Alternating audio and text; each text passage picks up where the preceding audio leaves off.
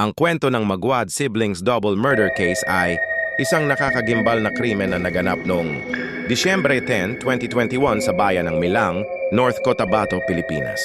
Narito ang mga pangunahing detalye. Ang brutal na pagpatay, natagpo ang tatad ng saksak sa katawan ng magkapatid na sina Crizal Gwyn Orbe Maguad, 18, at Crisvel Louis Orbe Maguad, nakilala rin bilang Boy Boy. May mga pasa at bakas ng sakal ang mga biktima at ang nakababatang si Boy Boy ay may busal sa bibig habang tinakpan ng tuwalya ang ulo ni Gwyn. Ayon sa Mlang Police, nagtamo sila ng halos 30 saksak sa iba't ibang bahagi ng kanilang katawan.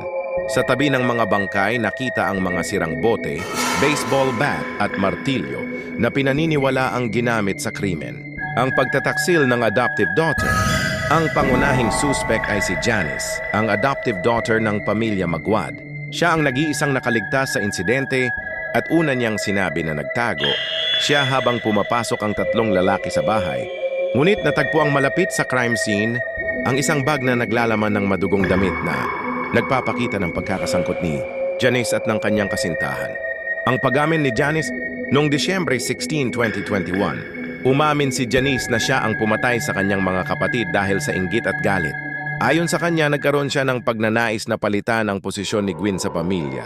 Ang kanyang kasintahan ay nananatiling hindi pa nahaharap sa mga kaso. Ang kaugnayan sa pelikula The Orphan, ang kaso ay nakakuha ng atensyon dahil sa kakaibang pag-uugali ni Janice.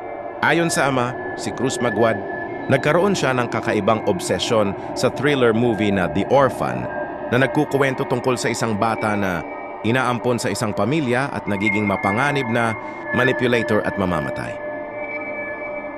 Ang trahedya ay nagdulot ng malawakang pag-uusap tungkol sa stigma ng pag-aampon sa Pilipinas. Maraming Pilipino ang nagtaka kung paano maaaring magbago ang pagmamahal sa pagtataksil, lalo na sa konteksto ng pamilya. Ang kaso ay patuloy na iniimbestigahan at si Janice ay nasa ilalim ng pangangalaga ng Department of Social Welfare and Development dahil siya ay menor de edad